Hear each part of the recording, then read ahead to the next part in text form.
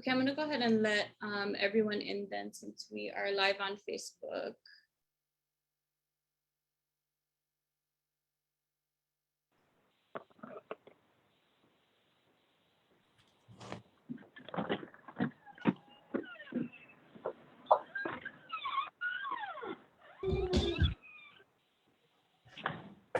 Aloha nui, mahalo for joining us today. We'll get started in just a moment or so. If you can, for rating, if you could go ahead and drop in the chat where you're joining us from and maybe what you hope to get out of today's session. Okay, that's Lily noise. She nice.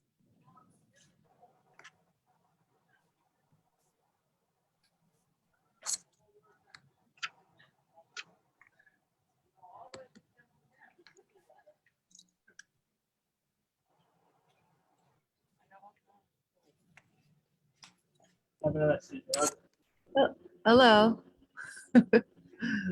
Aloha, we'll get started in just a moment. A reminder that we're in the meeting format today, so if you can folks can check that you're all on mute, that would be super helpful. Mahalo. So turn your, it's you right there.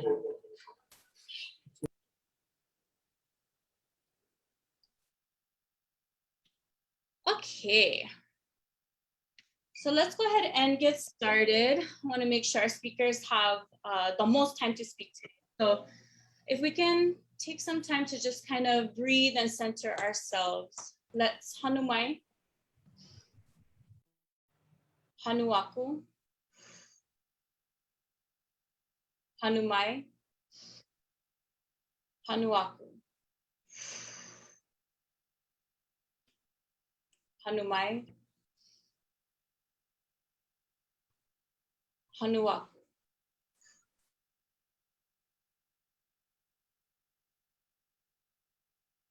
E ho mai ka ike mai luna mai e. Una mea huna eo o nā mele. E ho mai, e ho mai, e ho mai e. Ho mai ka ike mai luna mai e.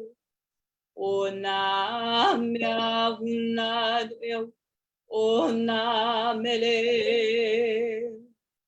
E ho mai, e ho mai, e ho mai e. Ho mai ka ike mai luna mai e. O nā mea huna eo o nā mele. E ho mai, e ho mai, e ho mai e. Oh yeah, mahalo. Oh, I need my glasses. Okay, so aloha mai kako and mahalo nui to everyone for joining us and taking time out of your busy schedules to be here with us this afternoon. It's afternoon already. So this webinar is the first in our ʻImi Ke Ola Mau series. And it is in honor of Recovery Month, which is throughout September. Today is also Overdose Awareness Day. We want to also honor the memory of those that we've lost to the addiction epidemic, as well as to honor those every day to heal. My name is Lily Noi Pohikawa, and I am a population health specialist with Papualalokahi, focusing on addictions, behavioral mental health, and social justice issues. And before we go ahead and get started today, we just have a few housekeeping notes that we want to share with you. So today's session will be recorded and we're also live streaming to Facebook. Please note as well that we are using the Zoom meeting format today, so we can see all of your lovely faces. So please remember to keep yourself on mute while our speakers are presenting. Please feel free to post any questions that you have into the chat, which will be monitored throughout today's session. And then we'll also leave some time to answer questions and talk toward the end of today's session. This training has been approved by the Alcohol and Drug Abuse Division for CSAC, CCS, CPS, CCJP, CSAPA, and social worker continuing education credit hours. Following the webinar, you'll be asked to complete an evaluation. And if you could take a moment to complete that evaluation, it really does help us to improve and expand our programming opportunities. And for those wishing to claim continuing education credit, the evaluation will also connect you to our attendance verification form. And upon completion of that form, you will receive an email certifying your attendance and credit hours. And then this will serve as your credit letter for your licensure. Please also note that you will need to click on the evaluation link that will be provided in the chat at the end of today's session in order to complete it. I'll also be following up and emailing you that link along with any materials that we discussed today or the recordings. This series is co-sponsored by Papuolelo Kahi and the Hawaii State Alcohol and Drug Abuse Division. Mahalo again to everyone for joining us on this journey. So the goal of this overall series is to improve pilina, our connections all across Hawaii. It's really our hope that through education and outreach, we can embark on a new way to strengthen these pilina, creating this ʻPukana, this net of connected services throughout Hawaii in service to our lahui. We're excited for you to join us on this journey as we revisit this rich lineage of kūpuna wisdom in this field, as we set intention and we learn skills for our continued work, as well as continuing to uplift the work that is being done by organizations providing culturally grounded approaches in the field of addictions. It's my pleasure to introduce today's speakers. We have 3 speakers on this panel today. Auntie Jackie Hong, Auntie Jackie and Kauʻi Hong is a proud Native Hawaiian retired social worker who served for almost 50 years in various private, for-profit, nonprofit, educational, and government community agencies. She graduated in 1979 with a master's in social work from the University of Hawaii Myron B. Thompson School of Social Work at Manoa, and was a participant in the Hawaiian Learning Program. Jackie has resided in the Halawa area since she was 5 years old. Her grandparents were from Waihe'e, Maui, Pyongyang, North Korea, Azores, Portugal, and Germany. She has 1 adult daughter, Dr. Kauʻi Bonhoeffer Merritt, who oversees and teaches in the Hawaiian and Indigenous Health and Healing programs at the University of Hawaii, West Oahu.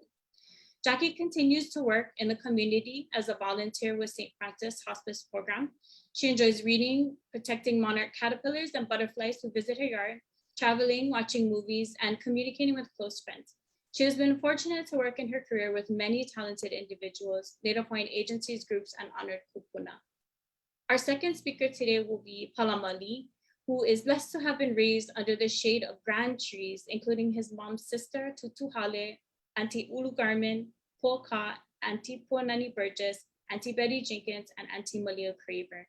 He received his MSW and PhD from UH Manoa and has his LCSW. By day, he works at the Lili'uokalani Trust as part of the research and evaluation team, focusing on promoting Native Hawaiian well-being. And by night, he is either consuming anything on Netflix, gaming, or doing homework with his son. Our third speaker today will be Jared ʻYakovʻ ʻPukana O Ke Akuaʻ Yurow, a Ho'oponopono student of Auntie Malia Craver of Queen Lili'uokalani Children's Center, which is now the Lili'uokalani Trust. Dr. Jared Yurow is the treatment coordinator at the State Opioid Treatment Authority for State of Hawaii and serves as the National Treatment Network President on the NASDAD Board of Directors.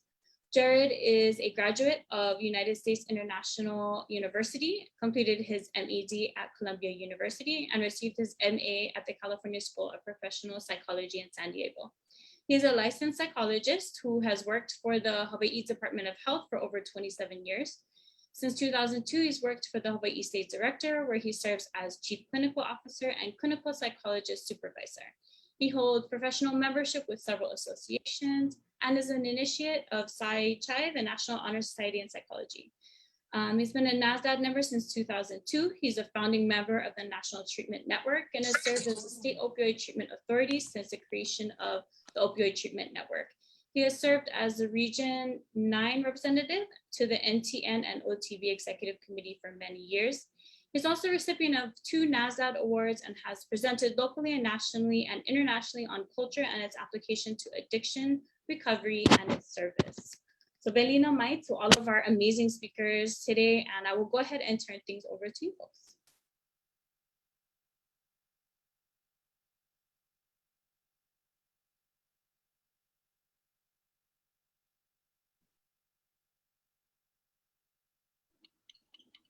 Okay, can you hear me, Lily? Noi? Yes, I can. Okay. I want to thank Lily Noi so much and Papa Ololokahi for giving us the opportunity for this space today. I am just thrilled that Sherry Daniels and Papa Ololokahi have created a position in behavioral health in which Lily Noi now occupies. It's been a long time in coming, and those of us that have been involved in the field of behavioral health, substance abuse, mental health, we are all thrilled that Lily Noi is here. So again, mahalo to all the staff. And I also want to give mahalo to the past director, Hardy Spoor, who was very instrumental in our project too, and also offering us Palama Lee at the time. Of course, we can't go very far without giving thanks and mahalo to our kūpuna that had been involved in this project years ago. Some of us are still here with us today, others are here with us in spirit. There are so many of them to mention with Auntie Betty, and I'm going to tear up just saying their names and Palama has named a few. So, but we had several on our grant. Auntie Lulu Garman, Auntie Malia Craver dreamt our name up for ʻImi Ke Ola Mau. So there are many, many, and some that were involved with the ʻHoʻi and Puna that we are very close to. So I want to give them honor and thanks today before we even go any further. Okay, and I see on the list here, I've got several names that are attending that were part of this project years ago, and I want to give them a shout out. One of them is AJ Ernst, who's calling in from Wisconsin. He's our SAMHSA project officer. It's late at night there for him, I know. And we have Lahela Cruz, who is from Mokuʻa who is with us with one of the agencies, and several other people. So mahalo to them. I don't want to say that ʻImi Ke Ola Mau or COSIGS kind of started this movement, because we really didn't. Okay, I want to make that real clear. This whole topic of incorporating our indigenous cultural values and traditions and language into treatment interventions started with before COSIG and ʻImi Ke Ola Mau. They started with several agencies, several groups. There wasn't a cohesive effort then, and I think that's kind of where ʻImi Ke Ola Mau and the COSIG came. But I want to give honor and respect to those agencies and individuals that were already practicing, like at the ʻHoʻi, Hoʻomaokeola, many other individuals who were Hawaiian practitioners, who had the foresight to do this. Okay. Because in the field at the time, funding was basically for Western interventions, best practices. It was not for this. This grant, which actually, the grant came from SAMHSA back in about 2003. It was awarded to the state of Hawaii. And Lieutenant Governor Duke Aiona at the time was instrumental in bringing the monies into Hawaii. And Duke was on the board at SAMHSA at the time, I believe. So it was kind of his pet project to bring the grant, and it sat with Department of Health. It was called the Co-occurring State Infrastructure Grant. And this is back in 2003. The grant was meant to be for 5 years. It started out with about $1 million a year, then it kind of titrated down the last 2 years of the grant. And it was extended about, I think, a half to a year afterwards to wrap up. Okay, the staff was hired and went and was implemented in about 2000, the second year of the grant, when the money was awarded. Okay, so the staff included several individuals, and I just want to give a shout out that they were staff on the grant. They stayed the whole time. That was myself, that was Eva Kishimoto, that was Steve Blotsky, John Steffen, Jenny Padilla Lee, Tammy Whitney, Tertia Koo, and Lokilani Hunter from the Lieutenant Governor's office. They pretty much stayed the whole time in the grant. Okay. Dr. Hester, Tom Hester at the time, who was the head of AMHD, was the project director, and Dr. Fukino, Chiomi Fukino, one of our native Hawaiian Kauka, was, of course, at the time, the principal investigator and the head of DOH. So this money came in primarily to do training of the state treatment system in co-occurring disorders, mental health and substance abuse. Prior to that, people were treating these two areas separately. They weren't looking at it as a co-occurring disorder. And we learned that many people with mental health problems had substance problems and vice versa. So we started saying, hey, we got to start, looking at this, not only our ADAD agencies, but our AMHD agencies. So that's what the grant was for. We had a training team, and we had individual. Oh, I forgot to mention Noy Wilcox, our Native Hawaiian public health nurse, on the grant too. We were supposed to develop a curriculum, which we did. We went to different agencies in the state system to do training on treating co-occurring disorders. What we saw when we went in there and was, whoa, the recidivism rate was high, a lot of Native Hawaiians in these agencies. And then we started visiting these agencies like Hoʻo Mau Ke Ola, the hui on the Big Island, seeing they had kind of a different program there. They were actually doing things that were very familiar to our people in our lahui. They're doing kalo, they're doing fishing, they're getting close to the aina. They've got kūpuna there that are guiding the program. We thought, wow, this is really interesting. So being I had such a great staff, and I have to mention Auntie Betty's niece, Catherine, was also on the staff. I don't have her name here, but she was an MSW. We sat down and said, hey, why don't we include in our grant not only training on co-occurring disorders, but look and see if we can expand the use of our Native Hawaiian and Indigenous practices, traditions, and values into treatment. And that's what we did. Now, I will be candid. It was not always popular with everyone in the state system and not popular with every agency. But I think we had a lot of dedication going on. We had a lot of kūpuna that gave us the glue and the support to continue. We didn't give up. Auntie Betty, and Auntie Honey and Auntie Ulu, kept us strong and kept us going and saying, no, you folks are on the right path. Let's do this. So we did. And the next few years, we were able to do a lot of trainings and conferences. Now I'm going to tell my daughter Kawi to put the PowerPoint up now. And sorry, I got to use her because, when I was working, we never had Zoom.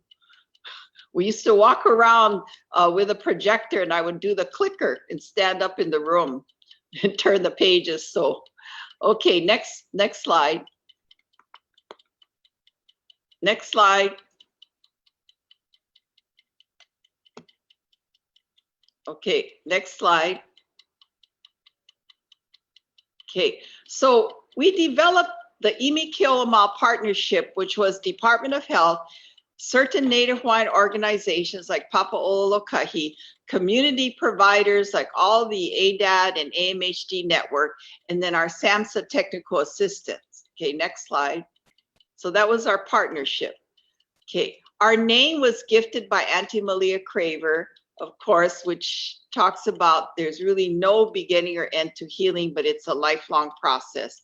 So like she said, when you say ʻImi Ke Ola Mau, or to perpetuate a life of health and healing, we're reminded and reinforced from which we're taught the fluid nature of health and the presence of Ke Akuaʻ and healing. Next. Okay, we developed certain principles for the project and the grant. So ʻImi Ke Ola Mau was actually birthed out of the COSIG grant. So these were our principles, looking at collaboration, increasing cultural appropriateness, looking at the rich traditions of our indigenous population in our islands, and to promote research and evaluation that was respectful of the generations past. Next. Our vision for ʻImi Ke Ola Mau was really so that our families and communities, and I really haven't met any Hawaiian families who aren't affected by either mental health and or substance abuse, even my own, okay, that they would have access to effective services that would incorporate things that were familiar with us and that we valued. Next. Next. Okay. So what we accomplished during the time in the grant, can you go back? You skipped the slide. Okay, go back. Okay, where we held 2 big state forums in 06 and 07 that were pretty well attended. We had a beautiful workshop that was held in 09 at Waimea Valley Park. We ended up doing some research at the end of the grant. We got some extra money. And Iola Lahui, which is headed by Dr. Alkahi Austin, did a fantastic 3-site program evaluation on the project with the UH School of Social Work. And we were able to hold a community researcher focus group in 07. Okay, we had several areas of advocacy that we had accomplished. We did a strategic plan for the state. We worked in coordination with the Mental Health Transformation Grant. We had several other areas here where we worked with some organizations and of course the state and our federal partners. Next. Next, I think my daughter's sleeping. Okay. Okay, we identified certain gap areas during the grant and at the end, and that was a really lack of data and information on indigenous healing practices and the use of cultural values, et cetera, and treatment programs. Very big lack. We had a lack of available data of widespread prevalence rates. We had a lack of awareness and education to the realities of these issues. The services were fragmented. There was, of course, stigma to the issues in our community. There was really a lack of one single point. And then there was a lack of resources to screen and assess co-occurring disorders within the primary care settings. So there were all these little pukas here that we noted during the grant time. Next. So what we did know was that Native Hawaiians have the highest rate of depression than any other ethnic group. That we knew. Okay. We are very disproportionately more likely to have co-occurring disorders, and we make up, and AMHD said that Native Hawaiians made up about 40% of their co-occurring population, which is pretty sad. Next. Okay, I don't want to spend too much time on this, but you can see where on the little bars here, where ADAD reported Native Hawaiian client percentages range from 29% to 95%. And in the rural areas, it goes up even further, which is why we had agencies like Ho'omau Keola and Waina and Ke Ola Mau, the Hui Ho'alo Ona Nahulu o Hawaii program in Puna, with strong cultural focuses in their treatment. Next slide. Okay, next slide. Okay, I love this Olelo no Iao from Auntie Mary Kavena Pukui, because it's true. We learn from many sources. So I think we tried to keep that in mind when we were planning this grant and implementing it. Next slide. Okay. So somebody asked, well, what do you want to use culture for? You know, what impact does it have on health? Well, we identified that, hey, we really all have norms and values regarding self-help seeking behaviors that are affected by our culture. Our view of mental health and illness is affected by our culture. There's stigma. Our communication styles, our socio-political considerations are affected by our culture. And of course, you know, our traditional healing strategies are affected by our culture. Next slide. And I'm trying to kind of hurry because we do only have 20 minutes each. So we looked at how does a culture approach help to change behavior? Well, we kind of identified these areas from the grant. You know, we have an ancestral memory. I kind of look at it like muscle memory. When you're dancing hula, you kind of know it just in your muscle when you start dancing something. Well, we have that in our memory, our ancestral memory. And we have an awareness of our cultural beliefs, values, and practices, you know, that affect our self-worth and our behaviors. And so it helps us kind of move into maybe reinforcing new behaviors, leading more to a positive change in our behaviors. Okay, next. We got together with our kūpuna and identified these cultural best practices, but I'm going to move this over because Palama Lee is going to cover this. So next slide.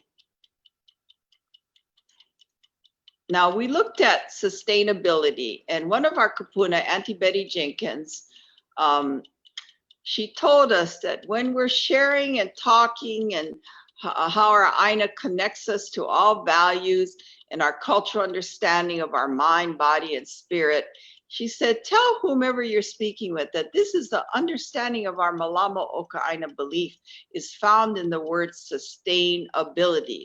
See the word Aina in there? Auntie liked to point that out to us. This will make an impact on those who still cannot understand why our focus and advocacy for a culture foundation is absolute. It's the Aina. Next slide. Okay, we worked with a community provider system that I'd like to acknowledge. Next slide. Of course, we worked with the state system, which was AMHD, alcohol, drug, and abuse, and then child adolescent mental health. That's all the state network. Next slide. Okay, we had primary care involved too. Next slide. That is our Native Hawaiian health systems all over the island, as you can see. Next slide. We have the community health centers, the federal community health centers mapped out here. Lots of them all do good work in all the neighbor islands. Next slide. Now we identified certain challenges for the providers in implementing cultural-based treatment practices. Lots of them. We really had a lack of cultural mentorshipness and training. There was a lack of knowledge about the culture and the strength that it can be in healing or recovery processes. There was a lack of cultural experts, healers, and kūpuna, and sadly to say, we lose some every year. We've lost a number of them, including our dear Auntie Ulu. Lack of funding and support, and I want Jared will address that later about how ADAD stepped up in that area.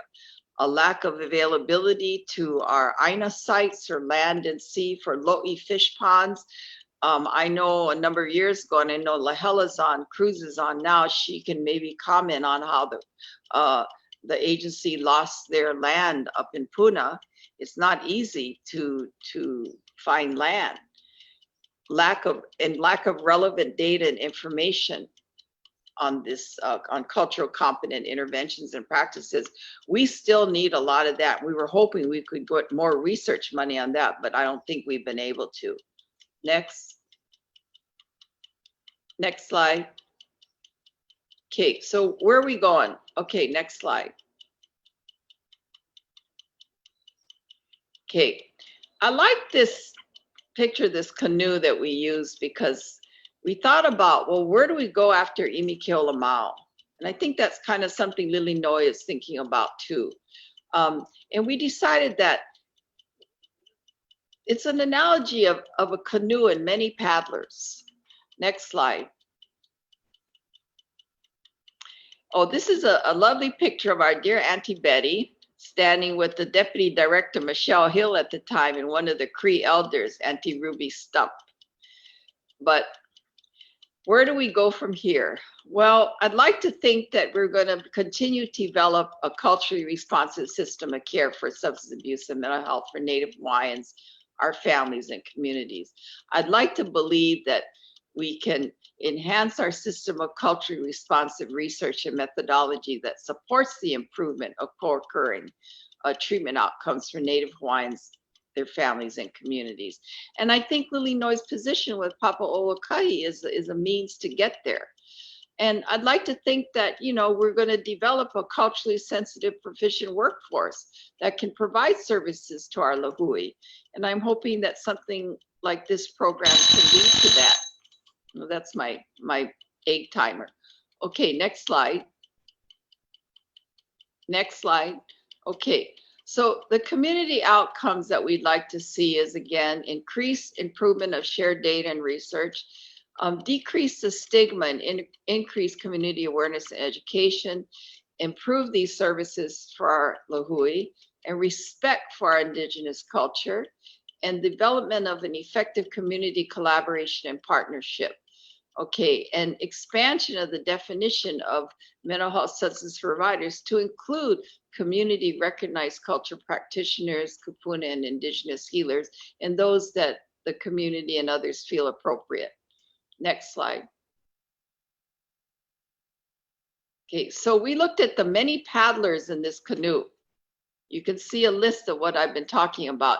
Takes a lot to get to where we want to go. Next slide. Okay, so if we wield the paddles together, the ʻHoʻi kaʻi ka ilau like ana, I think we'll get there. Okay, next slide. Oh, okay, I'll pow. So we are going to turn it over to Palama now. Sorry that was so fast, but I want to keep on time. Okay, Palama. Okay, mahalo, Jackie. Lily Noy's teamed me up. Yeah, Lily Noy.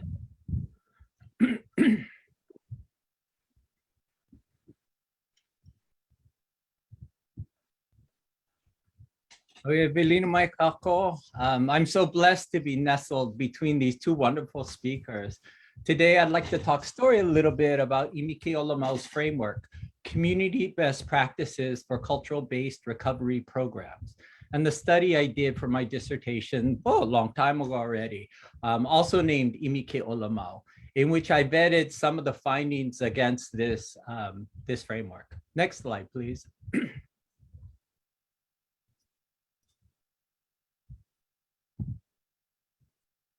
So I'd like to begin by talking about kūpuna and cultural practices, specifically the practice of naming, then describe a little bit about the study, spend most of my time illuminating the framework, then conclude with a few reflections. Next slide, please. Let me share a mo'olelo or story about this beautiful woman here. E kūpuna, I hawi ai oi I ko mako inoa, I asked Auntie Malia. Ke kaline oi e palama, a'ale wau moi uhane. Mahope. Auntie, do you have our name yet? I asked. Palama, be patient. It has not come yet. As a child, Auntie Malia was hanai adopted by her grandparents in Keanai, Hawaii Island. Every morning, her grandmother asked her if she dreamt the night before. Her grandmother knew Malia had the gift of dreaming. A portal had been opened for Malia into where she traveled nightly as a child to bring back her ancestors' stories, messages, and truths to share with her family. 2 days after asking Auntie Malia gave birth to the name ʻImi Ke Ola Mau. Palama, the kauna, deep meanings of ʻImi Ke Ola Mau rests in the palm of Ke Akuaʻ, God, and refers to a life's journey to seek God and to seek health and healing. One cannot exist without the other. In Ke Akuaʻ is life. In life is Ke Akuaʻ. Next slide, please. So between 2010, 2011, I conducted the study at Kuʻaloha Mau's program in Puna, Hui Ho'ola Onana Hulu o Hawaii, which means the group that gives life and healing to the people of Hawaii. My dissertation focused on how one organization, Ke Ola Mau, identified, adopted, implemented, and practiced Native Hawaiian cultural practices to address co-occurring mental health and substance abuse conditions among Native Hawaiians. I drew from like organizational development literature, particularly diffusion of innovation. So I refer to Native Hawaiian cultural practices as an innovation since they are a non-standard treatment modality used in co-occurring disorder.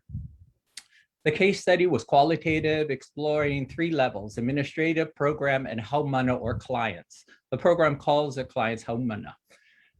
Through interviews, focus groups, and reviewing documents. So, okay, Lava, enough about the methodology. In this photo here is a picture of the program staff of Hui Ho'ola Onana Hulu o Hawaii in 2011. And you know what? I saw on the Zoom, Lahela stay on. She's the one in the green on the right. And hey, Lahela, if I get anything wrong, yeah, if you hear any fake news, no put them in chat, just text me personally. And I saw Brian eating his saimin earlier. Brian, you gotta close your screen when you eat on Zoom because everyone else can see you. Anyway, so leading the cast of characters was Auntie Ulu Garmin, who is now in spirit. She was one of Auntie Edith Kanakaʻole's daughters. From left to right, Kaipolike, clinical director. In red, Ke Carter, program manager. And then in the back, Brian Ogawa, Kokua assistant. Auntie Ulu Garmin, kūpuna extraordinaire. Jean Abraham, transportation coordinator. And Lahela Cruz, hat off, substance abuse counselor. Absent from this photo is Lisa Cook, the executive director at that time.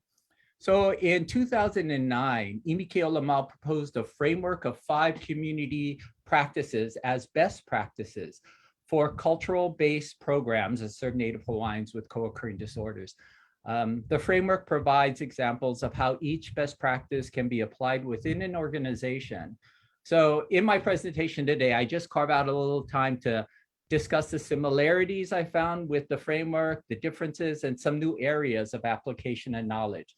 Again, between ʻImi Ke Ola Mau's framework and the practices at Hui Ho'ola Onana Hulu o Hawaii. Already she gongi me. She said the driver is David Nakaoka. Okay, mahalo Lahela. I'm glad you're listening.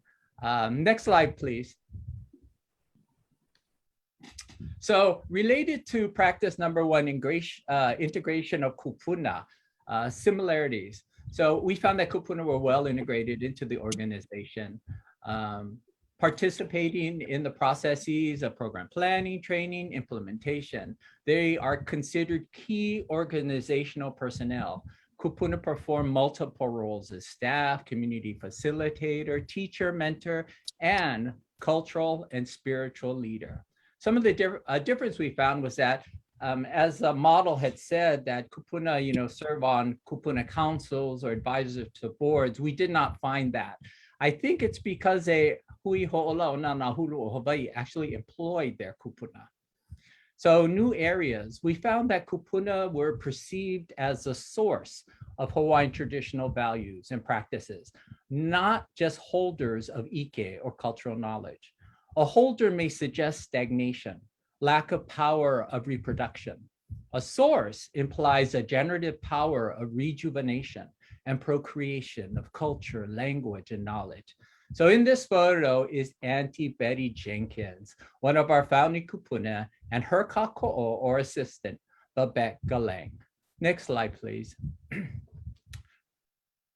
Practice 2, use of land and sea-based sites.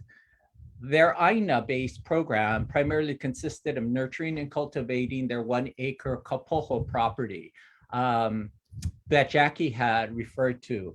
Cultural protocols practiced at the property included oli, chant, pule, prayers, mo'okuauhau, genealogy, ohe, kapalapala, or usually stamping images on ceremonial garment, and pani, or closure ceremony. Aina-based learning provided a safe and neutral environment for haumana to apply the values, knowledge, and behaviors that reinforce the concept of self as interdependent on the realms of spirituality, humankind, and nature. Sea-based activities included hiuwai, or immersion in ocean water, as a spiritual and physical cleansing for pani, or graduation ceremony. Our findings did not include Aina-based learnings at the lo'i, or taro patch, and heiau, or traditional Hawaiian place of worship, basically because the property in Kapoho didn't have those natural resources on it. So new areas, one area of expanded knowledge relates to the transfer of behaviors developed in one area of a haumana's life to another area in a haumana's life. So by practicing asking for permission from the land and also a higher authority, reinforce certain values such as mutuality and reciprocity. These values then were used by haumana to approach their everyday life tasks by developing a healthy code of ethics and conduct with the Aina. Haumana applied this code to govern human relationships, to foster social harmony, repair damaged relationships, and promote healing.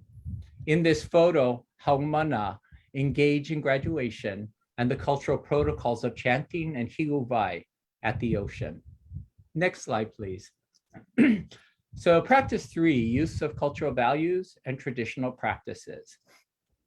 In order to deliver cultural values and practices, staff had to incorporate these in their own lives. Organizational documents confirm that prior to employment, a potential hire must be knowledgeable in Hawaiian history as well as cultural values and practices. This study confirmed the framework's assertion that cultural practices teach and reinforce values that enhance cultural identity, responsibility, and pride within the individual. Subsequently, these healthier skills, beliefs, and behaviors extend out from the individual to permeate other systems within their ecology, such as peers and ohana. So differences, there was no clear distinction made by the program about healing practice versus cultural practice. The organization approached the use of Native Hawaiian cultural practices in addiction treatment and recovery services from a perspective that Hawaiian culture is curative, it heals. Therefore, it would seem reasonable to assume that healing practice and cultural practices are same thing. So new areas. In traditional Hawaiian society, values exist for the purpose, for a purpose. And the primary purpose was to sustain the ohana. Numerous values supported the concept of nurturing ohana, and many were cited in the study. In 1989, the Office of Hawaiian Affairs gathered manaleo, or kūpuna, whose first language was Hawaiian, to identify cultural values and their meaning in defining the Hawaiian universe. Auntie Betty Jenkins, today now in her 90s, attended as her mother's kako'o, or assistant. She recalled Oha conducting a series of gatherings, and at the time of our conversation 10 years ago, she lamented the passing of the entire kūpuna cohort who had participated in the statewide effort. Auntie Betty explained, "Dear, the final OHA report listed 6 values, but it really is 6 times 6 times 6 times 6. The number is exponential. One value does not stand alone. This would be unfathomable in a Hawaiian universe full of connections. One value is only at the surface, and 100 others lay beneath the surface to enhance, define, and describe it." The new area that emerged acknowledges that the integration of values into an organization must have a purpose, and recognizes a dynamic and expansive association of values that values have with each other. The findings suggest a purpose of integration of values in traditional practices are to teach and reinforce healthy values, to nurture an individual's life, so the individual can contribute to communal life. Along their journey of discovery, Haumana described recovery in terms of holistic goals of employment, housing, health. Values played a critical role in moving the individual from the singular frame of self to the larger dynamic picture of self in the community by understanding and practicing relational dimensions that achieve pono, balance for yourself, and then lokahi, the self within the larger frame of our akuas, of the land, of other humankind. Next slide, please. Practice 4, use of Hawaiian consultant. Well, number 4, there we go.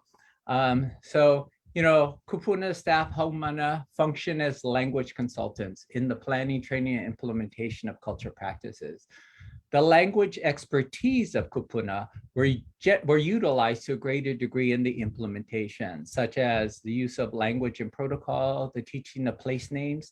Since kūpuna are viewed as the source of cultural practices and values, they are also perceived as a source of olelo, or Hawaiian language. Teaching olelo was generally conducted by kūpuna to both staff and haumana. Differences. Well, the term language consultant never came up in our interviews, focus groups, or reviewing the organizational documents. The function of ensuring cultural accuracy and integrity was a shared kuleana among everyone, and not just restricted to the kūpuna. So new areas. So similar to what I said before, as haumana acquired new knowledge through language skills, they returned the knowledge to individuals within their environment. In their narratives, haumana described how they taught olelo to their ohana.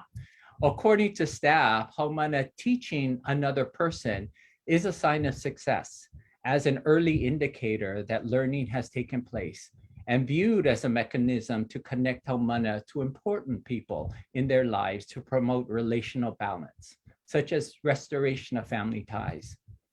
Comments from haumana suggest also that learning olelo reawakened some internal memory or purpose in their lives that was forgotten because of drug use.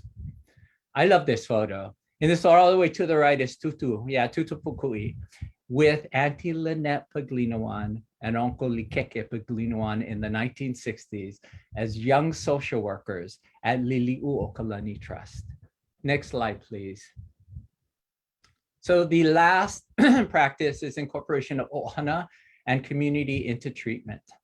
So similar to many other recovery-focused programs, Hui Ho'ola Ona Nahulu o Hawaii encourages the participation of ohana into program activities, such as graduation and seasonal camping retreats to strengthen ohana bonds. Also, activities focused on mo'oku auhau or genealogy benefited haumana in recovery by identifying familial strengths and reinforcing principles of mutuality, kuleana or responsibility, and collectivism. You know, differences. So the framework cited the use of ho'oponopono to resolve ohana issues. So while ho'oponopono was cited as a cultural practice used to address issues among staff, haumana did not reference it in its use with their family.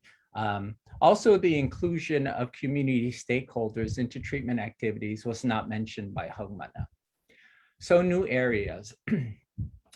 So the sub-theme of ohana is possibly one of the most important concepts found in the study as it relates to relationships and its influence on the recovery environment. The program creates a climate in which all participants and staff are equal and share a kinship type of relationship. Both staff and haumana stated that creating healthy ohana type of relationships in treatment can be as important as incorporating ohana members into treatment. Haumana stated a supportive ohana type of relationship was a critical factor in reinforcing new values, reshaping behaviors, and heightening social connectedness. For example, staff modeling healthy interactions in the role of a makua or parent facilitated haumana acquisition and replication of new patterns of interaction at the program and also at home with their ohana. You know, yet the role of staff as makua or parent and haumana as child or younger generation seems to contradict the concept of equal relationships. It would seem that the stratum of power that generally exists in hierarchy types of relationships, such as a parent-child, can cause tension, especially for a program that touts that relationships are egalitarian. Throughout their narratives, participants did not mention this potential tension, which seems to suggest that if it existed, they were able to hold contradictions without cognitive dissonance. But yet, if viewed from a Hawaiian worldview, in which power in Hawaiian relationships is based on the values of mutuality, respect, and understanding, then it takes a different purpose. The parental and child relationship has a sole purpose to ensure the development of the child to be a functioning member in a specific family within a specific community. Therefore, the responsibilities of staff as makua is to love, teach, nurture haumana, to be healthy community adult members. In return, haumana have the duty to develop into healthy adults. In the ohana system, power then is recast from dominance to nurturance. If we apply this reconceptualization of power to the helping or treatment profession, then we really need to reconsider the extent to which the profession delineates such hard boundaries by emphasizing professional distance in worker-client relationships. In this study, the boundary line was fuzzy, that divides a worker from a client and is called into question if it does more harm than good in the promotion of client recovery and the fulfillment of life goals. In this photo, we have these lovely wahine from mother and daughter from the great nation of Waianae, Puaʻena and Puanani Burgess. Next slide, please. So in summary, ʻImi Ke Ola Mau offers a cultural framework to assist community-based programs to serve Native Hawaiians with co-occurring conditions. The framework provides examples of how a program can incorporate 5 Native Hawaiian cultural practices to best serve Native Hawaiians. Study findings confirm all 5 cultural practices were integrated into Ke Ola Mau at Hui Ho'ola Onana Hulu o Hawaii and offered as services to haumana. Differences emerged across all best practice areas with minimum variation. Some areas were perhaps the most contributory to, or new areas were perhaps the most contributory to enhance the framework. So new knowledge areas included the following. 1, kūpuna as a generative source of Hawaiian knowing and culture. 2, transferability of a healthy code of conduct from Aina interactions to human interactions. 3, the expansive concept of values taught for the purpose of supporting the individual within the communal life. 4, the reconsideration of power from a domination-based concept to a nurturing ohana-based concept. And last, the concept of spirituality, or connecting to a higher authority, was frequently cited in the descriptions of the 5 cultural-based practices. However, it is not cited as a standalone best practice in ʻImi Ke Ola Mau's framework. While spirituality is clearly a critical Native Hawaiian cultural practice, it may be diffused in all cultural practices and is a cross-cutting strand similar to pili aloha or loving relationships. And as Kūpuna Jenkins reminds us, spirituality may be one of the vast number of values that support other values and hidden just below the surface. Next slide. Mahalo.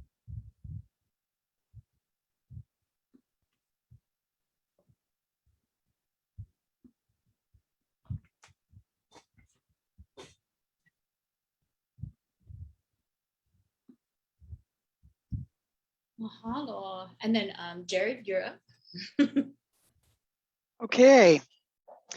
In preparing for how to present today, I thought I would open with the story of Ruth, because I think in really being able to talk about what has occurred at ADAD, I really could not separate my journey at ADAD without my journey really in my life.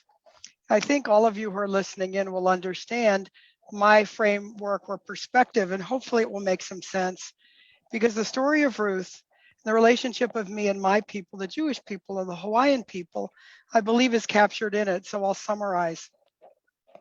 Ruth was a Moabite princess, a very fine character, who became the great-grandmother of King David. She was dissatisfied with the idol worship of her own people, and when the opportunity arose, she gladly gave up the privileges of royalty in her land and accepted a life of poverty among people she admired. Here is how it all came about.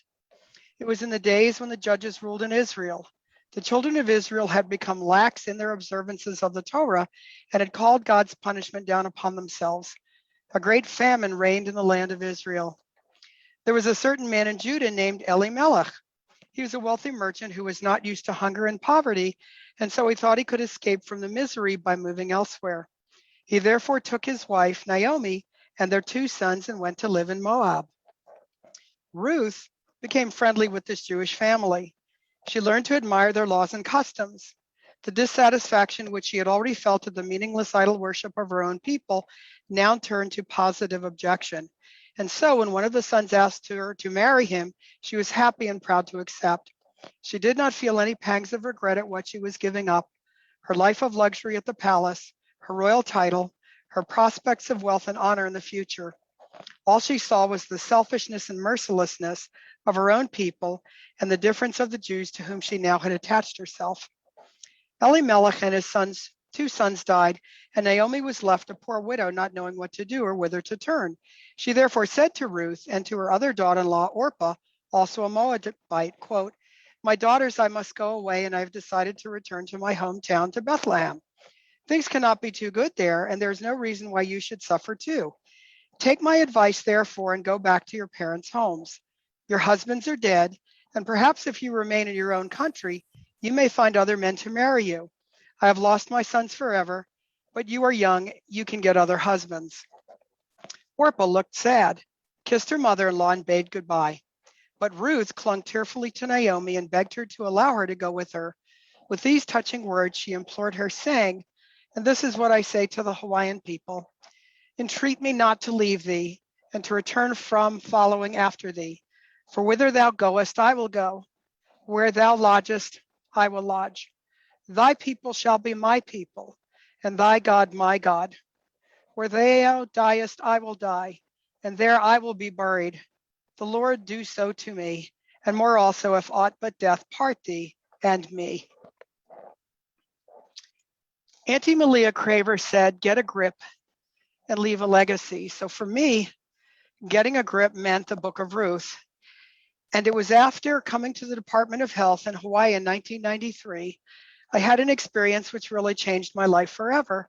That becoming a Ho'oponopono Hamana of Auntie Malia Craver at that time, what was known as Queen Liliuokalani Children's Center in 2001. I cannot begin to tell you how transformative it was, and clearly how I'd have to say Ke Akuaʻ had plans for me, because within the following year, I ended up being hired by the Department of Health, Alcohol, and Drug Abuse Division. And mind you, my plan was only to be here for 2 years, get vested, and build a nice marriage and family therapy practice, because that's what psychologists did. Worked for the state for 10 years, got vested, and then moved on. And I thought, for a couple of years, I can do anything.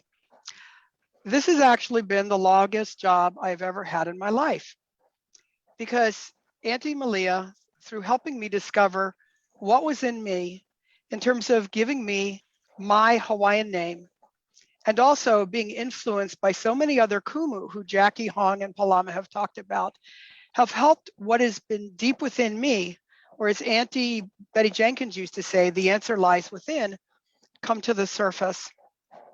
When I first came to ADAN in 2002, Jackie told me to focus on the 2 programs. So in this case, it was DASH, Drug Addiction Services of Hawaii was what it was known at the time, ultimately became Ke Ola Mau. And then we also had out in Waianae side, we had whole Mau Ke Ola. And so hired in the role of a bureaucrat and reviewer or auditor, I wanted to know what each of these programs were doing. Well, one of the things that I learned Hawaiian style is to look, listen, and work with the hands. So over time, as I began to visit all of these programs that were contracted with the Department of Health, Alcohol and Drug Abuse Division, my question was, what are you all doing? And so as I began to know many of these programs, I learned to put down at that time my clipboard or notebook. We didn't really do electronic back in the day of looking through client records. I said, please tell me, I want to know how you are working with your clients. And it was through many, many years of going to different agencies on each of the islands that I was introduced to the kūpuna. I had the opportunity to chant ʻOli, I had the opportunity to participate, I had the opportunity to learn, and I had the opportunity for that which was within to come to the surface. So for me, when I saw the beautiful healing that was taking place with what Auntie Jackie and really what Uncle Palama was talking about, I looked at the system that I worked in, a very Western system with bureaucratic billing codes, and yet I also knew it was a source of resources of funding. I said, is there a way to bridge?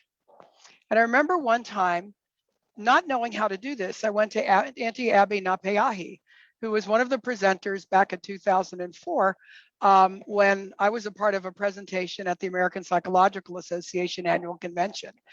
And in leading up to the presentation, I remember asking Auntie, she could tell I was scared to death. How am I supposed to do this? And she reassured me, don't be afraid, trust. Listen to your na'au, listen to your pu'uvai. As Auntie Malia Craver always used to tell me, pule, trust and the answers will come. And so I began to ask questions.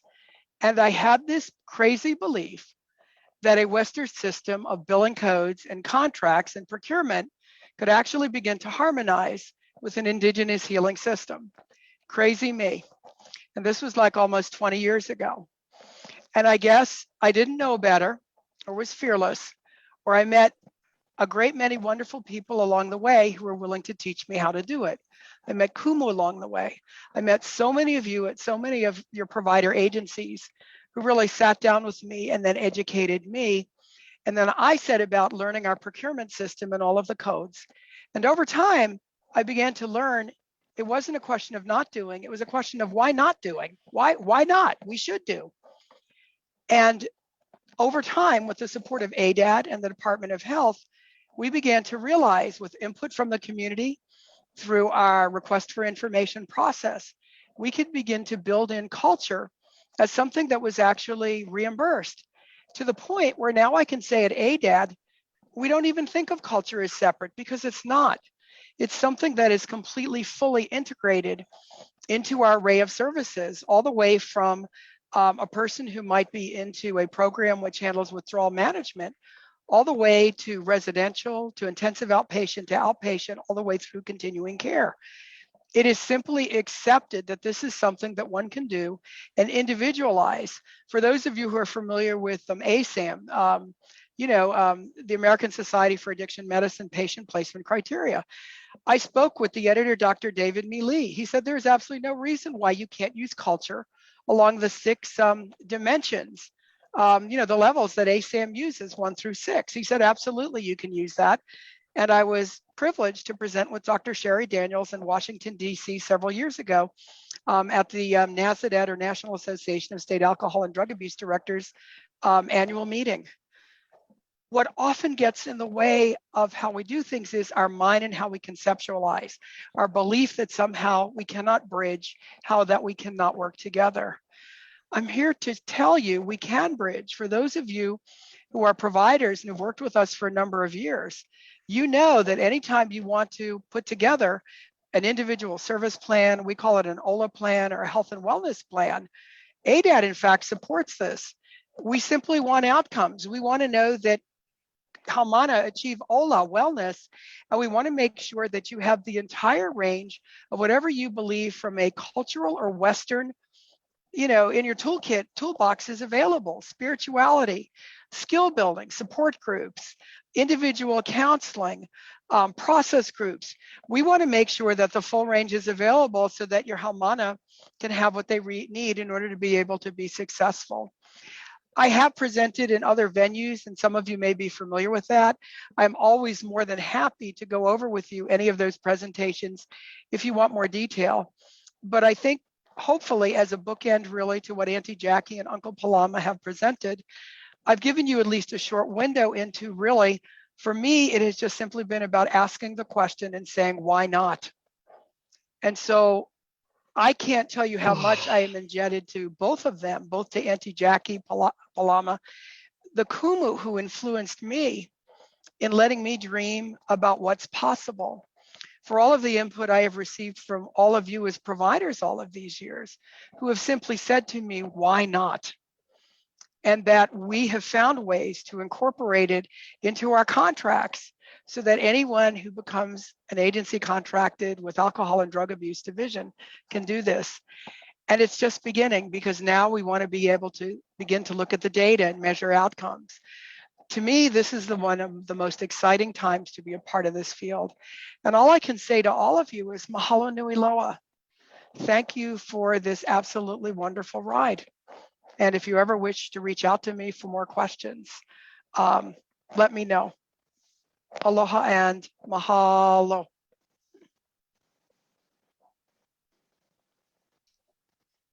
Mahalo nui. I want to give this just a huge mahalo to all three of our speakers. What I'm still kind of processing through all of the incredible ike you all shared. I think I'm gonna have to revisit the recording in order to kind of fully process all of it. I wanted to see if anyone in our audience today has any questions that they want to ask. You can post it in the chat, or you can ask it verbally as well if you want.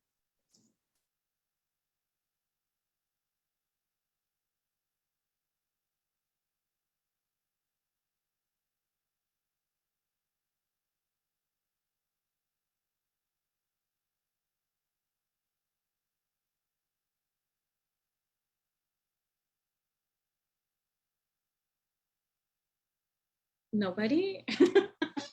Lots of process, yeah.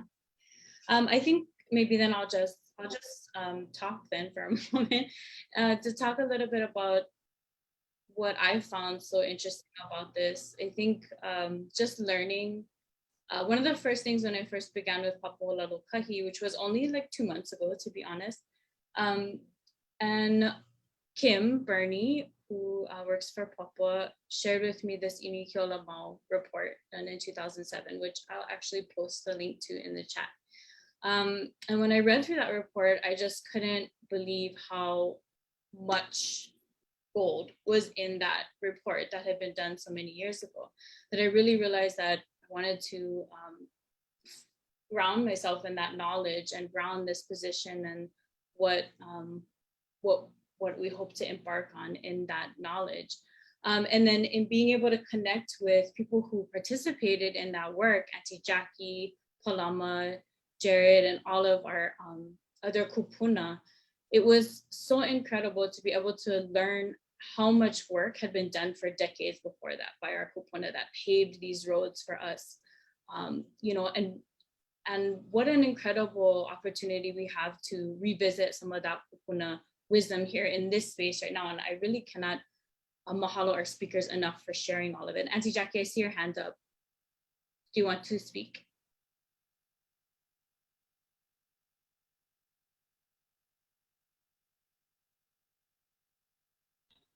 My doggone microphone off. Okay.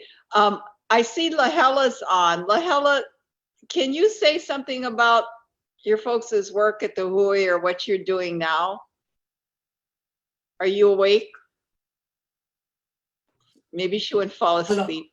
No, I never. Aloha, Jackie. Okay. But I mean, I love the ʻHoʻi, but I resigned maybe last year, September, and I'm actually with Bay Clinic. Different type of atmosphere. I still always will have my culture with me, yeah. It's in my DNA. It's in my DNA, right? But I don't know what you like me talk about. I'm gonna talk next week, I think, or the third week of September. Yeah, you're gonna talk next. but I or think the 21st, which I can help. your point is, I want to make a point that it's difficult for these agencies to maintain a cultural-based treatment program. And the ʻHoʻi is a good example of what happened. You know, they lost their land, right, Lahela? Yes. Well, And we they had didn't lose our land. It was still tutu peles. I mean, we prepped it because we knew she was coming. So all of us went home and I made it really awesome. That is hers, right? And we didn't make them ready. That's what's hers. So that kind. And new management came in. So you have to have the support of management to do these programs. Yeah. And I think that's one of the difficult too, is and practitioners availability, kūpuna availability. It's not easy to implement. Yes. Yeah. Yes, that's correct.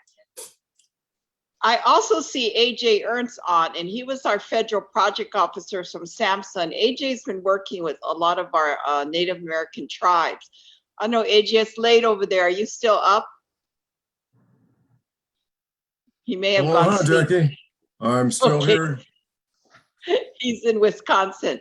Could you maybe talk a little bit about what your role was with COSIG?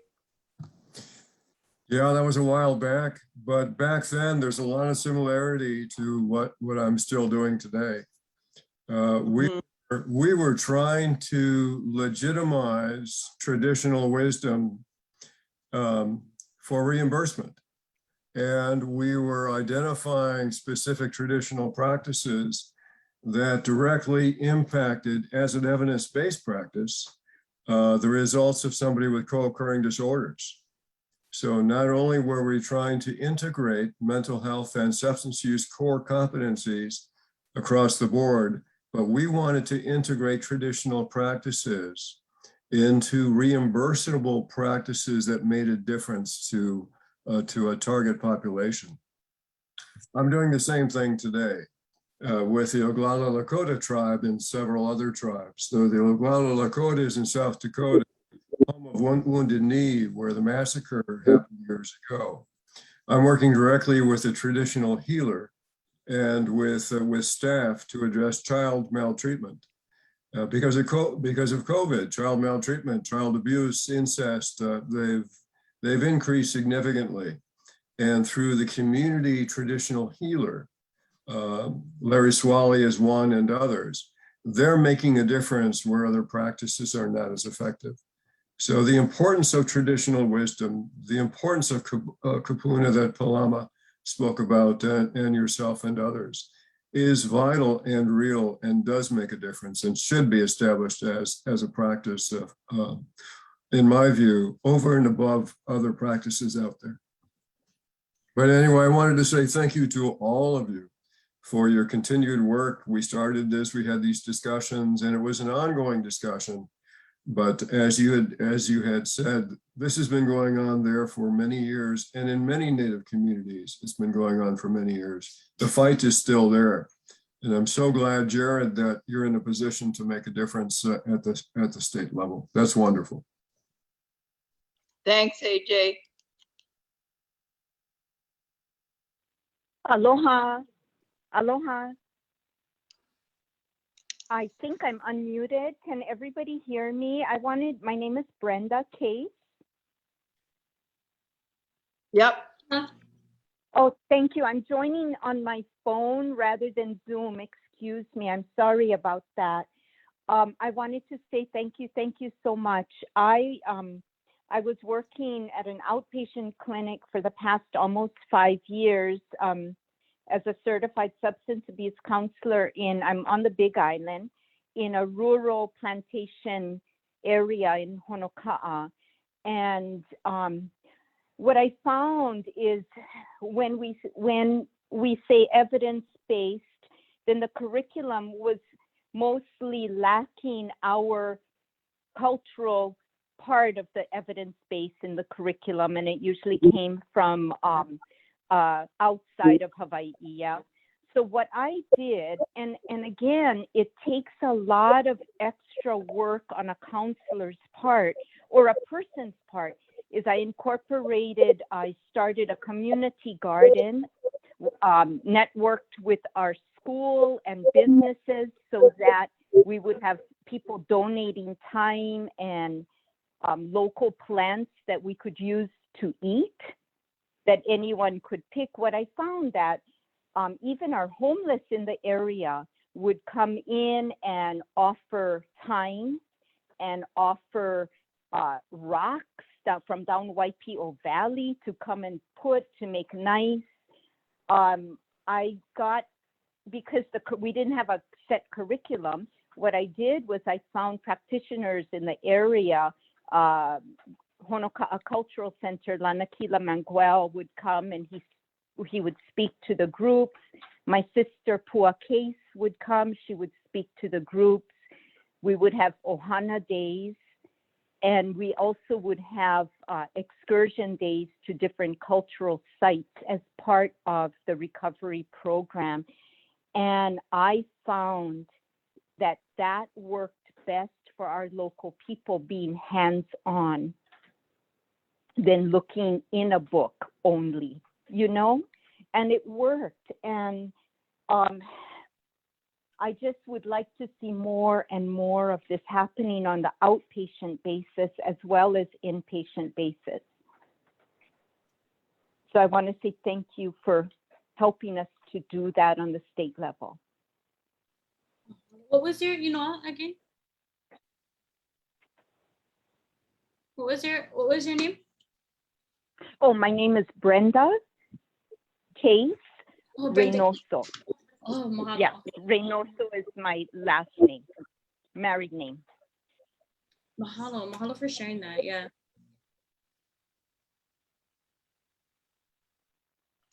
So thank you so much.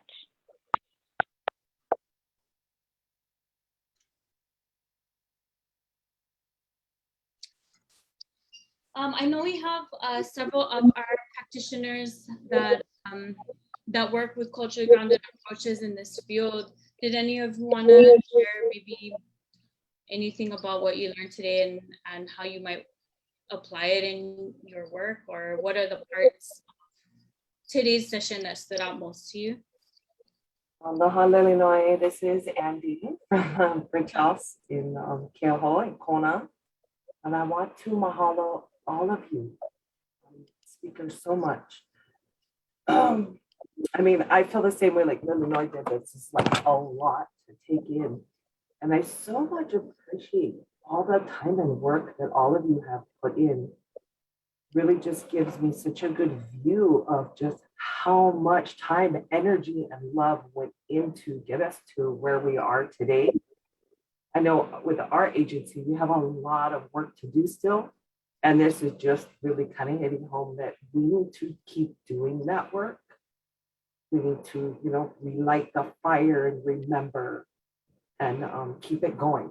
So thank you all so much. I really appreciate it. Mahalo, Andy.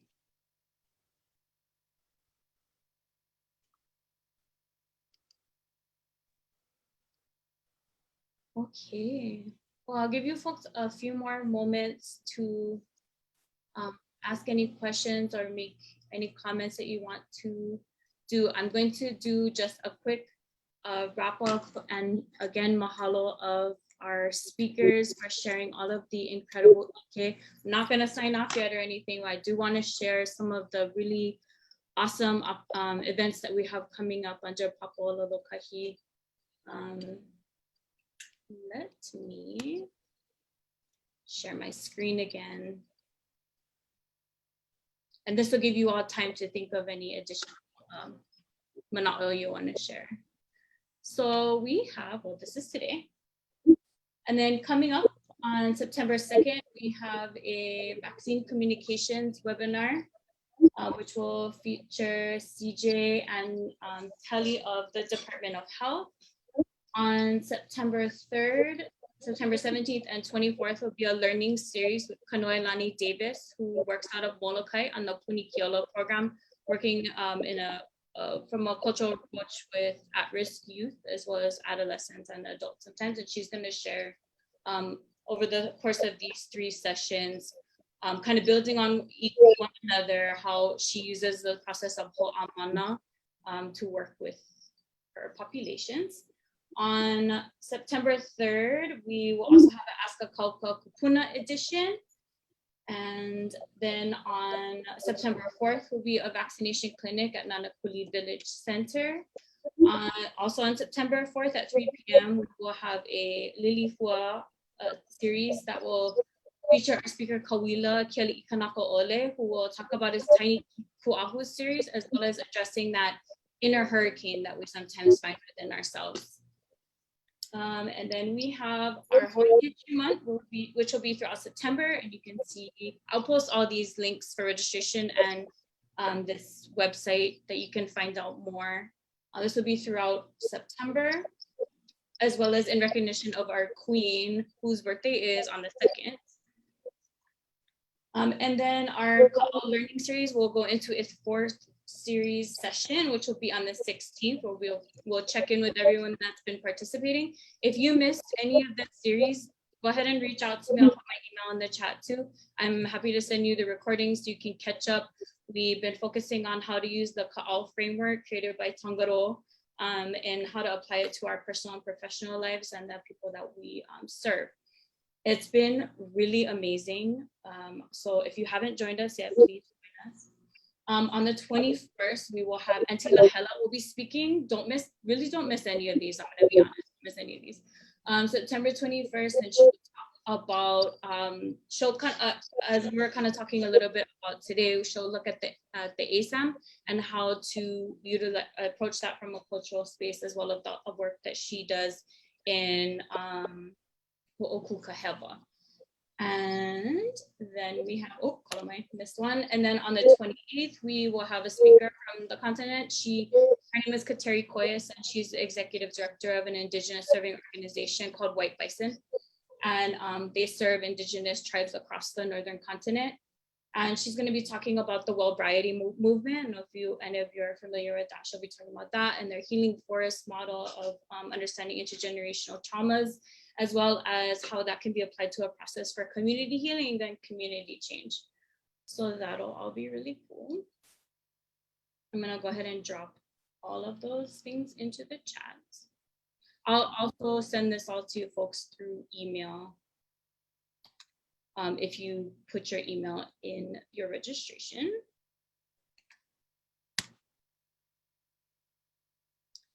There you go. And then my email, I'll also put in there. Did anyone think of any other questions?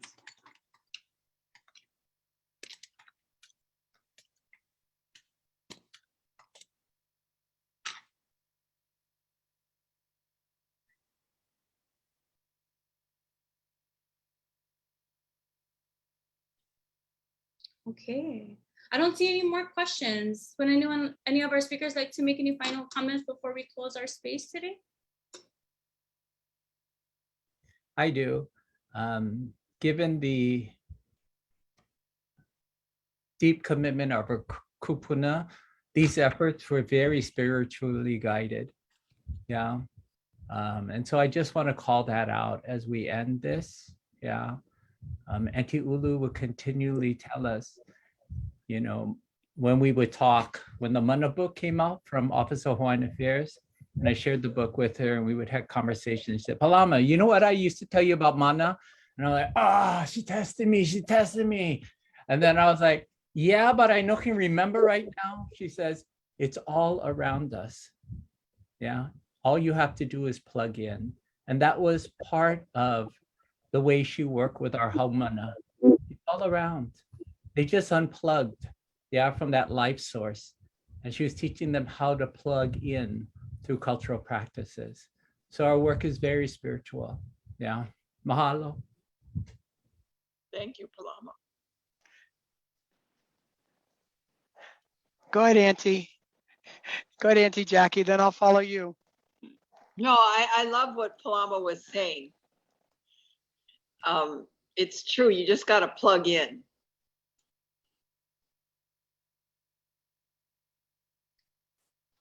I pow. Okay, everyone. So you know the two words I'm going to leave you with is why not? It amazes me how much we say, no can do this, no can do that. If you come away with nothing else from today, the two words you should have in whatever language you wish to speak them, Hebrew, Hawaiian, Japanese, Chinese, Korean, whatever, it should be why not? Because when people say it can't be done or it's always been done a certain way, that's the questions we have to be asking, because the only way changes happen is when each of us begin to say, why not? And then we take the steps together and then we begin to change because we question. So mahalo nui loa to all of you for this journey this afternoon, for this journey today. I'm sorry, I'm a little choked up. This was wonderful, and for the ongoing journey that lies ahead. So as we say in Hebrew, kadima, as we say in Hawaiian, imua. Yeah, and mahalo to Lili Noi and Papa Ololokahi again. Mahalo nui. I've also put the evaluation in the chat, so please do me a huge favor and fill that out. I would really appreciate it, so we can continue to bring really awesome events like this for everyone. And then if you need your continuing education credits, you can get there through that evaluation as well. Mahalo nui to all our speakers, and mahalo nui to all of you for joining us today. And we'll go ahead and close the space. Mahalo nui. Enjoy the rest of your day. And debrief now for our speakers, yeah, Lili Noi. Yes.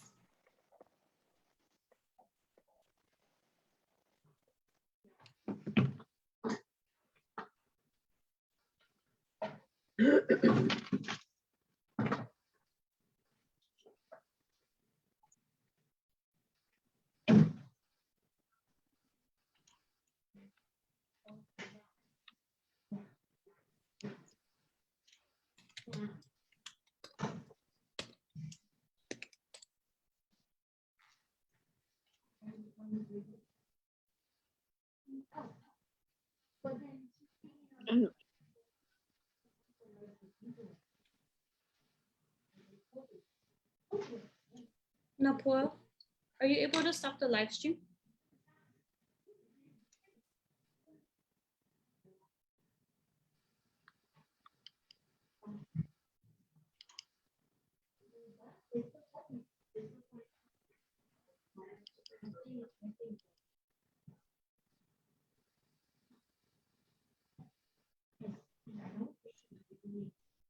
Great job, Mom, and Palama and Jared. Am I still needed? You look like you were sleeping. I was not, Mom. There's an internet lag. We're still live on Facebook. Now, Pua, can you stop the live stream, please? Pretty please. We may just have to turn this link this up, and I'll email you folks another one.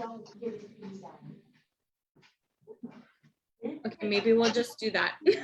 Okay, we'll wait for the link. Mahalo. Mahalo. Aloha. What am I supposed to do?